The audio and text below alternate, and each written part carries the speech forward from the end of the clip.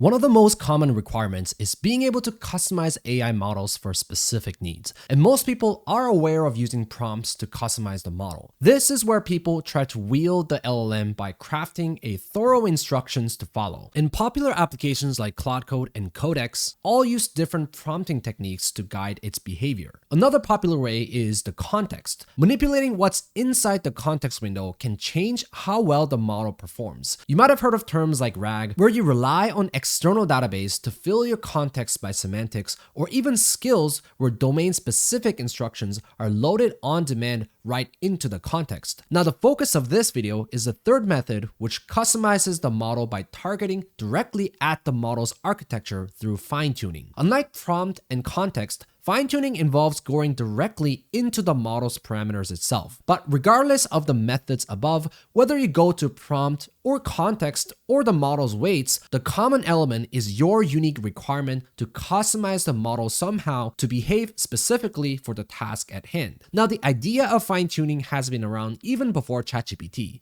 and fine-tuning often involved changing the model's weights entirely, which back then wasn't a big deal since models were much smaller than 1 billion parameters, and most GPUs and even consumer-grade GPUs could handle full fine-tuning without too much difficulty. But as scaling law essentially greenlit the industry to grow the model's size, full fine-tuning started to get a bit out of hand. For example, the Llama 2 7B model easily fits in a consumer-grade GPU like RTX 3090 since the model's weights can fit in 14 gigabytes of VRAM. But depending on the setup, full fine-tuning this model could take more than 80 gigabytes or more in VRAM, which means you now need to have multiple GPUs that handle gradients and optimizers to hold these weights separately. And around 2021, the idea of LoRA started to emerge where instead of fine-tuning the model's weights entirely, we simply add a small trainable adapter that learns the updates separately while freezing the base model's weights, which means in comparison to full fine-tuning, methods like LoRA reduces the memory footprint by a large degree since the gradients and optimizers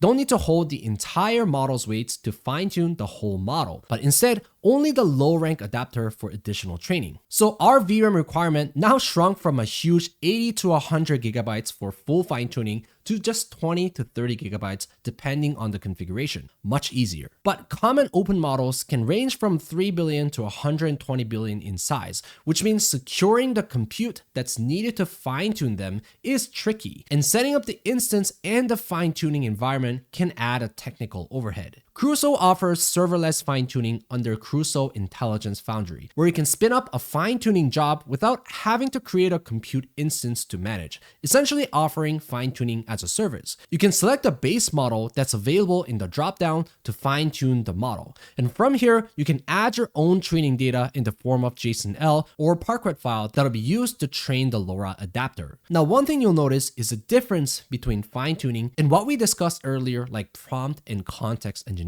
When you look at the contents of the JSONL file, for example, they look much like a JSON format outlining every scenarios where we want the model to learn from. And same thing for the Parquet files. These are column-driven data format that shows the model more data sets to learn from. But when we look at prompts and contexts that the model uses during runtime, the data contained in system prompts or even skills are outlined quite explicitly for the model to follow. In other words, fine-tuning is more implicit by nature since we're giving the model freedom to learn from examples, whereas prompts are more explicit since we're directly asking the model to behave in certain ways during runtime. Now, once you upload the data, you set the training parameters to further customize the training run for fine-tuning our model. We can go ahead and click the button here to start the fine-tuning job. And now it'll be queued, and all this without having to create server instances and calculating the VRAM requirements ahead of time to reserve the right amount of GPUs, or even learning the setup to maintain Kubernetes clusters to operate your training and inference jobs. Now, of course, instead of using the web UI, you can also use your own terminal to invoke a curl command